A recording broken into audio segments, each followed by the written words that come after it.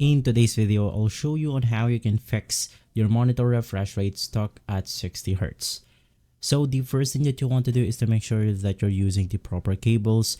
Now there's multiple cables out there. There's something like the USB-C, DisplayPort, HDMI, Thunderbolt, VGA, and DVI.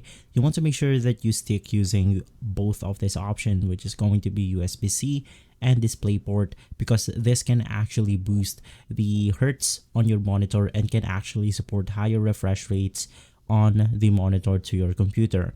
From there, we also want to update our drivers, so just head over to any browser on your device, and from here you then want to search for the NVIDIA drivers, or if you're using AMD, you just simply search for AMD drivers. Head over to the official website, look for your right model. In my case, I'm using the 3060 Ti. Click on find, and then you'll want to install the software right here. Right after that, once again, head over to your desktop, click on the display settings, and then you want to choose the monitor that you want to edit. So for example, if you're using something like a higher resolution monitor, let's say 4K, sometimes it will lock the refresh rate into 60 Hz. So you also want to try reducing the resolution of your monitor to see if it will unlock it. So in my case, I have it 1920, which is going to be basically 1080p.